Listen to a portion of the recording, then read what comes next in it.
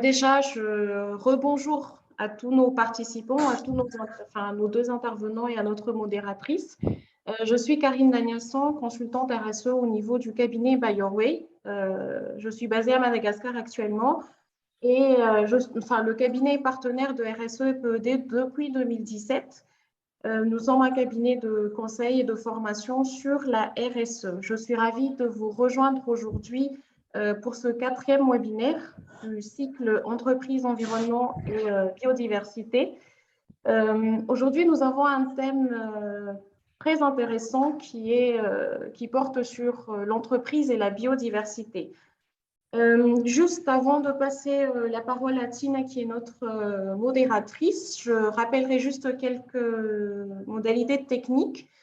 Comme précisé au début, donc nous invitons tous nos participants à se renommer en précisant nom, prénom, poste et organisation afin de mieux nous identifier pour la suite.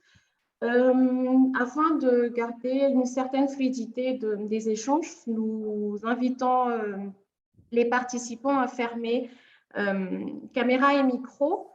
Donc, seuls nos intervenants et notre modératrice pourront ouvrir leur micro. Pour les participants, si vous avez des remarques, des questions, des commentaires, nous vous invitons à les écrire, à les mettre sur la chatbox et nous chargerons avec Tina de les retranscrire tant à nos intervenants qu'à toute l'assemblée. Voilà un peu la partie technique. Donc, bon webinaire à tous et Tina, à toi la parole. Merci. Merci Karine. Bonjour à tous, bonjour à tous les participants, rebonjour à nos intervenants et à toute l'équipe de RSE et PED, également à l'équipe de By Your Way. Je suis très ravie de prendre la modération de ce webinaire sur l'entreprise et la biodiversité.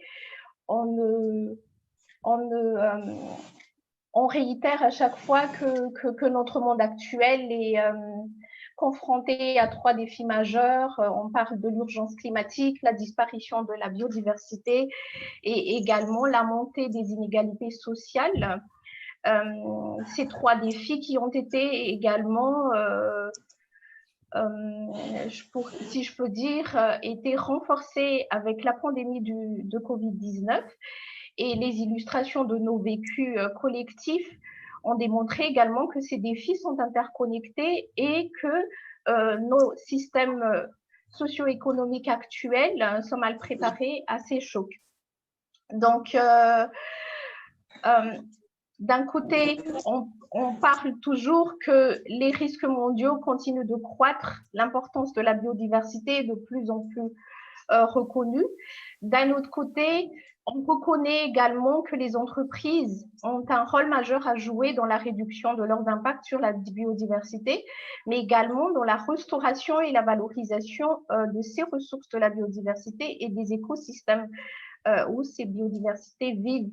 Si je ne prends que la référence du Forum économique mondial, on dit que près de la moitié du PIB à l'échelle du globe, il y a la biodiversité. Autrement dit, il y a des écosystèmes en bonne santé et même de fournir des services communaux de qualité, la pollinisation des cultures ou la lutte contre, par exemple, les ravageurs de cultures. Et d'un autre côté, parallèlement au changement climatique, la sensibilisation des entreprises sur la biodiversité progresse et on remarque de plus en plus des initiatives, que ce soit au niveau national, au niveau régional, au niveau continental, au niveau de l'Afrique, mais également au niveau global, pour faire face justement à ces défis qu'on a cités tout à l'heure et plusieurs d'entre elles ont mené des études pour justement mesurer et diminuer l'impact de leurs activités sur la biodiversité, notamment dans les secteurs plus directement liés à l'exploitation des ressources naturelles, si on ne parle que des entreprises extractives.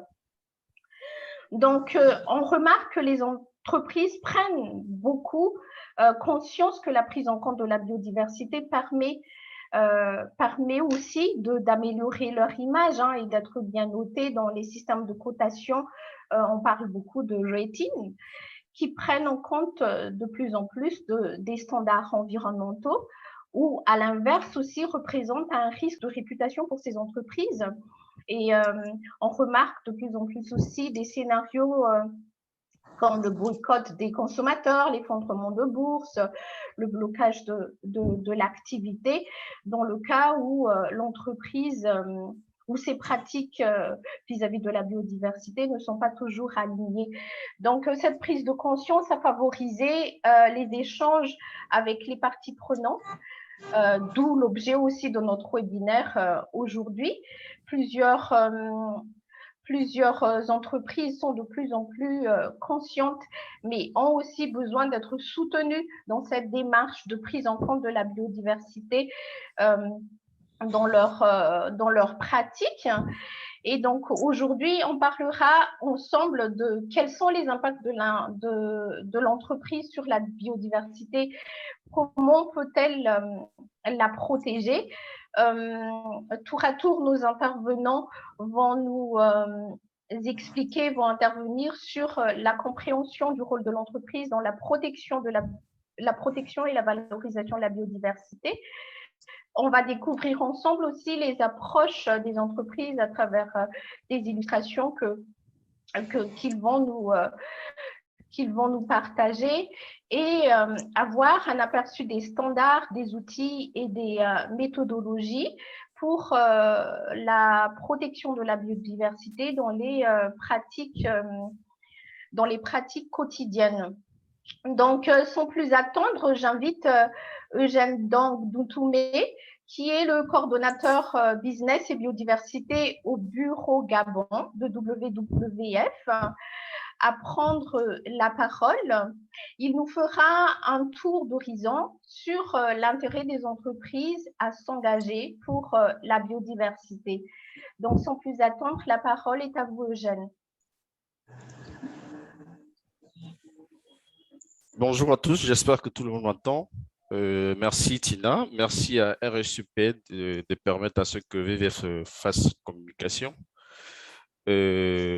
qui pour nous c'est très important de toujours donner l'information à certaines parties prenantes reparties à travers la planète.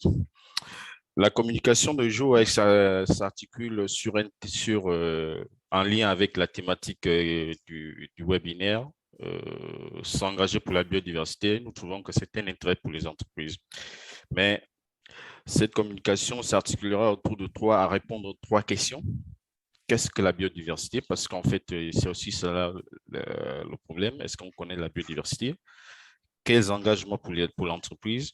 Comment l'entreprise peut agir? Mais bien avant de dérouler, sinon de répondre à ces questions, permettez-moi d'abord de présenter l'organisation.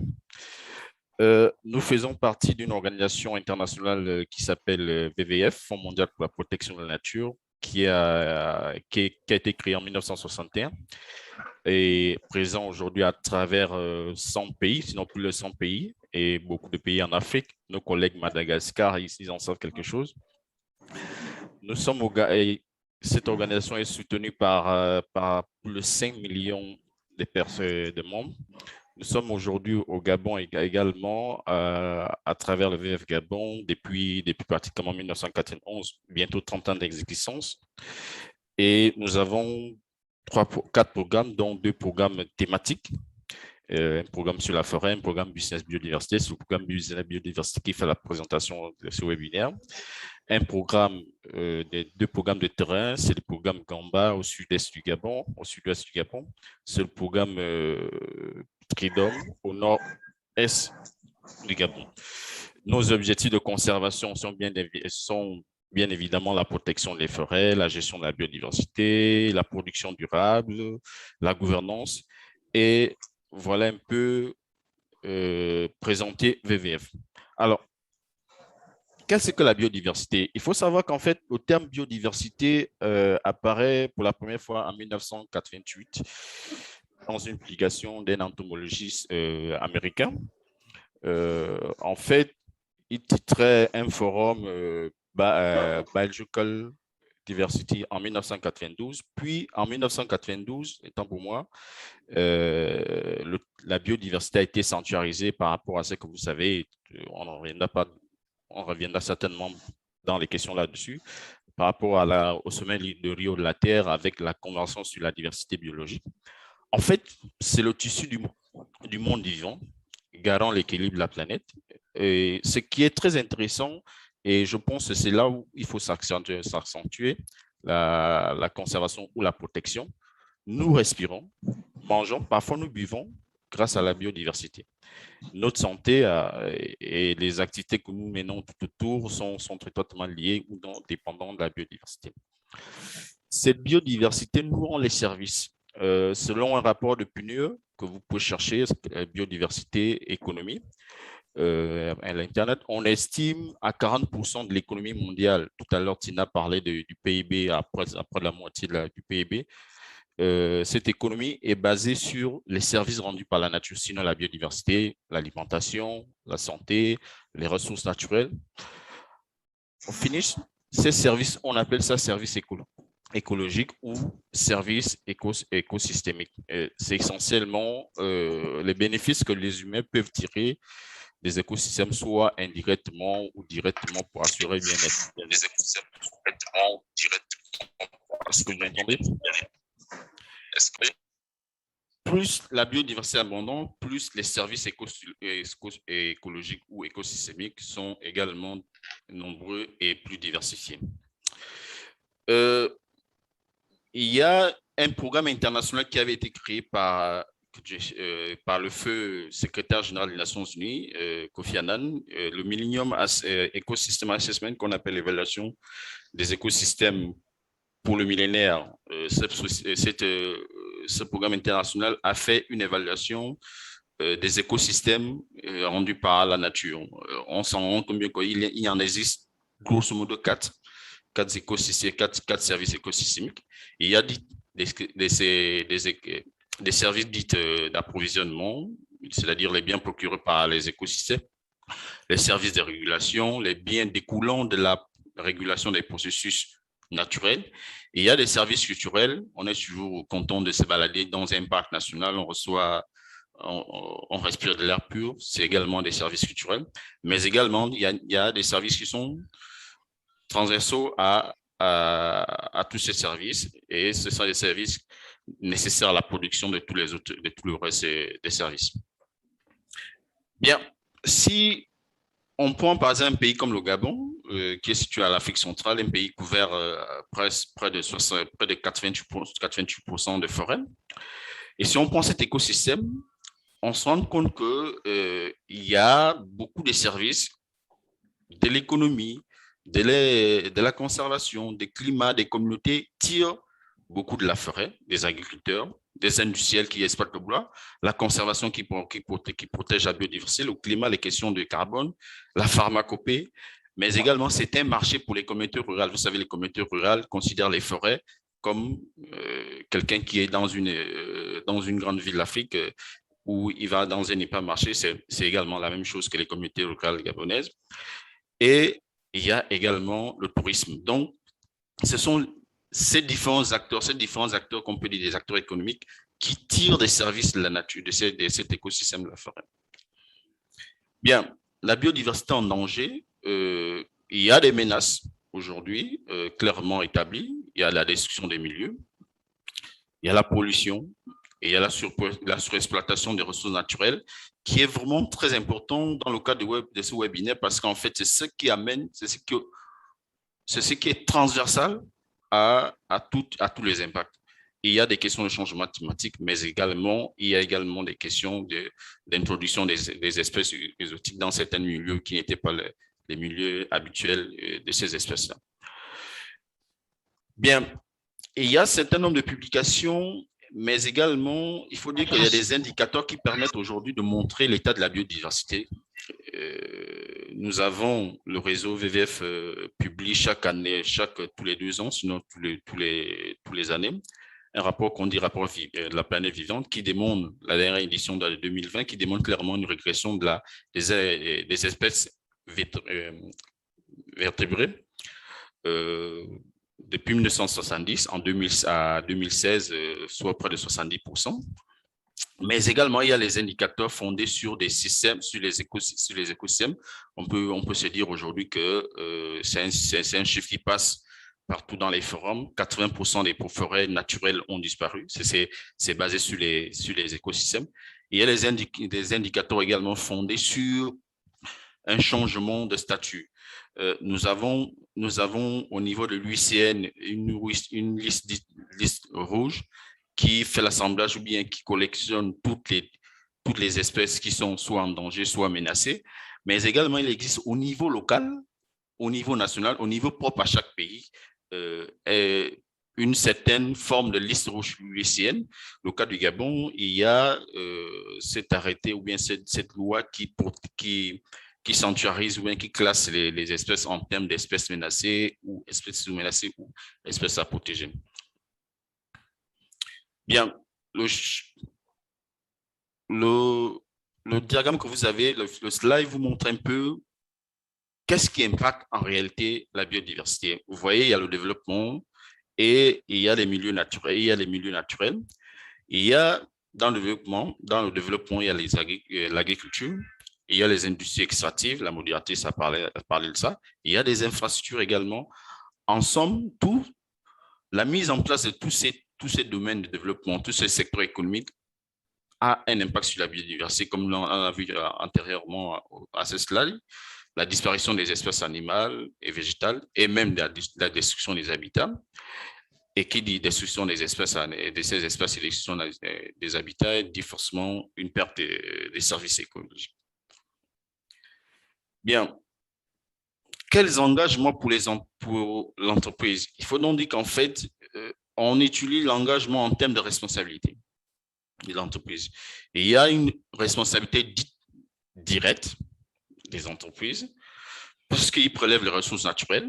Nous les avons dans le cas agroalimentaire qui font des grandes concessions agricoles. Nous avons les questions des pharmaceutiques, nous avons le textile, nous avons le papier et même l'extraction minière.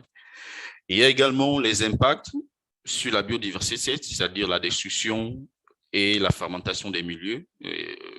Bien évidemment, quand on étend les villes, l'urbanisme, naturellement, on détruit les milieux naturels. Il y a aussi la responsabilité indirecte des entreprises par le choix et les pratiques des fournisseurs, par l'influence, l'offre aux consommateurs et par le financement des projets. Bien, quels engagements pour l'entreprise toujours? Il faut dire qu'en fait, on les classe selon 4 catégories. Il y a l'image et la réputation. Il y a des questions économiques. Il y a les questions réglementaires. Il y a les questions humaines. Sur l'image et la réputation, on verra que cela permet à l'entreprise qui s'engage de maintenir un dialogue avec les parties prenantes. Vous savez qu'une grande entreprise s'installe dans un écosystème. Il y a la société civile, il y a l'État, il y a les cabinets, bref, il y a toutes ces parties prenantes-là avec lesquelles il faut dialoguer sur la question de la biodiversité. Il y a à répondre aux exigences de notation, comme le précisait la modératrice. Et dans les questions économiques, c'est vraiment la prise en compte de tout ce qui est la gestion naturelle, la gestion vraiment durable des ressources naturelles, en tenant compte des fonctions écologiques. Et dans la problématique de la réglementation, mais vraiment anticiper sur les évolutions réglementaires. Vous savez qu'en fait, la loi, elle bouge selon les critères du moment, selon les spécificités du moment. Donc, ça permet aujourd'hui à l'entreprise qui s'engage pour la protection de la biodiversité d'anticiper sur les évolutions réglementaires. Et sur le côté humain, clairement, c'est une motivation des salariés grâce à une culture d'entreprise. Ce qu'il faut marteler ici, c'est que la conservation de la biodiversité devient une nécessité et une opportunité pour le service économique et pour le secteur privé.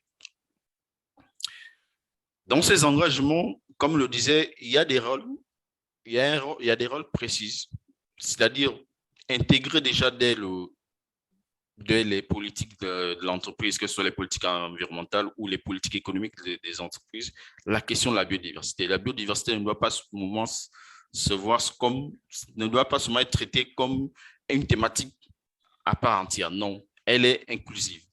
Maîtriser les impacts également, sensibiliser le personnel parce qu'en fait, on est sur site, souvent on est sur site, c'est vous qui êtes au contact, ceux qui sont sur site, ce sont ceux-là qui sont en contact avec la biodiversité.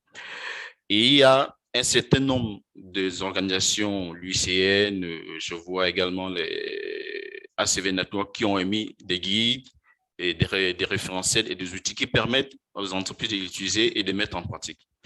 J'insiste sur une chose, toutes les personnes, toutes les entreprises qui opèrent dans un écosystème, il est important, je dis primordial, d'établir un dialogue avec les acteurs locaux, les acteurs nationaux que sont les associations, les ONG et les agences, les directions qui ont toute l'information nécessaire et la connaissance des outils pour aider les entreprises à mettre en œuvre les engagements.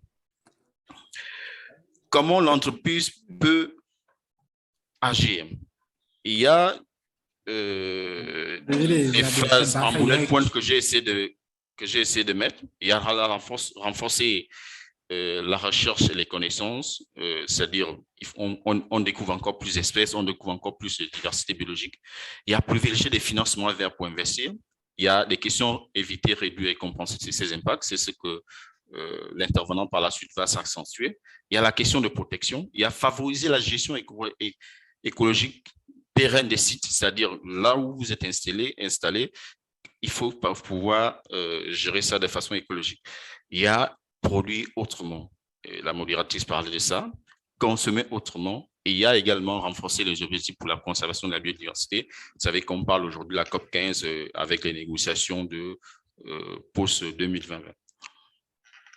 Sur renforcer la recherche et les connaissances sur la biodiversité, il faut développer les connaissances et les nouvelles technologies. Parce qu'aujourd'hui, pour découvrir des espèces, on a nécessairement besoin de technologies ou des connaissances pour faire des recherches. Et éventuellement, comme le point le dit, développer des outils vraiment opérationnels pour la gestion des effluents. Les effluents, quand vous rejetez les effluents, nécessairement, ça va dans le milieu naturel et ça va forcément causer des dégâts. Favoriser une gestion écologique pérenne des sites, je l'ai dit, restaurer et gérer durablement un site. Favoriser la reconquête de la biodiversité, créer des corridors, parce que c'est cela aussi le problème avec l'installation des agro-industries dans des milieux dits naturels, milieux forestiers. Il n'y a pas souvent cette connexion-là entre les milieux. Vous savez que les espèces ne sont pas, excusez-moi le terme, en prison, mais ils se baladent un peu partout et donc du coup, ça peut causer un problème au niveau du maintien de la diversité biologique. Comment les entreprises aussi peuvent agir? Ce qui est très important, c'est de voir les sources des financements. Et il y a un certain nombre de bailleurs, sinon des banques d'investissement qui, lorsque vous vous rendez auprès de ces banques pour avoir des appuis financiers, ils vous exigent un certain nombre d'engagements et dont l'un des engagements, c'est celui de protection de la biodiversité. Vous avez des banques comme l'IFC, appelé en français sa Société financière internationale. Vous avez le groupe l'AFD, le groupe qui est privé, Proparco. Vous avez plusieurs banques que j'ai essayé de mettre dans le diaphème.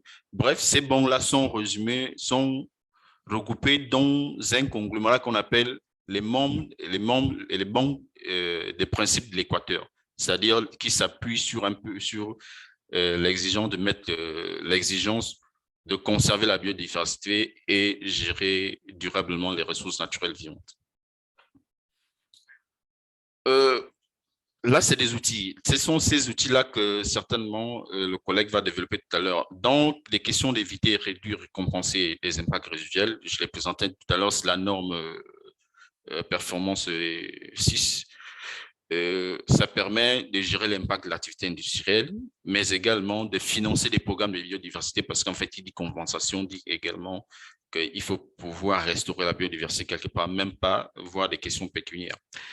Protéger la biodiversité, ça c'est aussi un outil qui est beaucoup utilisé par des agro-industries, par tout ce qui est exploitation forestière, c'est-à-dire les hautes valeurs de conservation, qui découlent pour les classer ou bien pour les analyser, qui découlent de la liste rouge que je présentais antérieurement, la liste rouge de l'UICN et la réglementation nationale ou locale propre à chaque pays. Il y a la question de produire ou consommer autrement. Et qu'est-ce que cela veut dire? En fait, il faut arriver à pouvoir identifier que tel produit a été fait de façon responsable, c'est-à-dire gérer et préserver les ressources naturelles. C'est-à-dire cette production a été faite en adoptant les modes de production durable.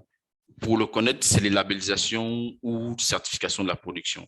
Il s'agit par exemple pour un consommateur qui est dans un hypermarché de s'assurer que tel produit a une certaine marque ou bien une certaine labellisation, parce que dans ces systèmes de labellisation, ils ont des systèmes, des mécanismes de gestion ou bien des indicateurs qui permettent de renseigner que la biodiversité est préservée ou elle est protégée. Je voulais également parler de la question de renforcer les objectifs de préservation de la biodiversité.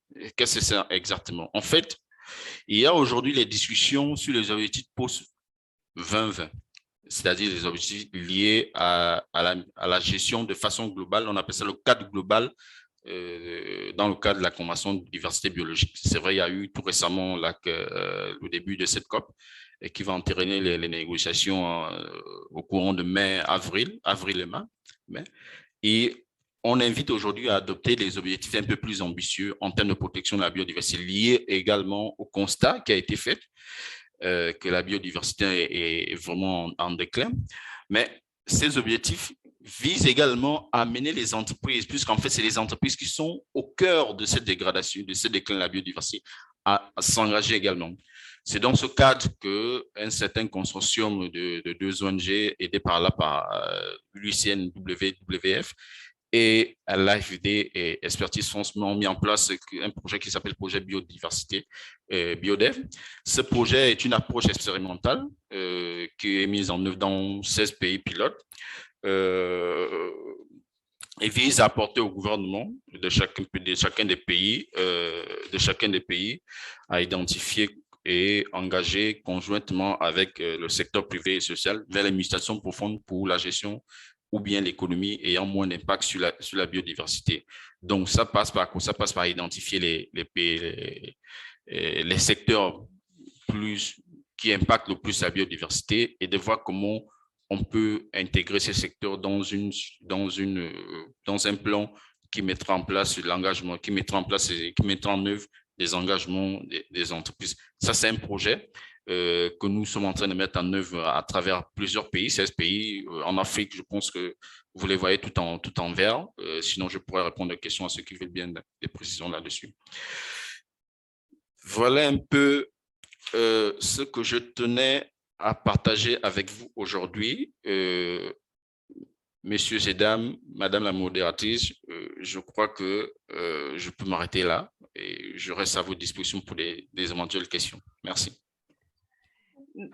Merci Eugène pour votre brillante intervention sur notamment la notion de la biodiversité, les engagements des entreprises.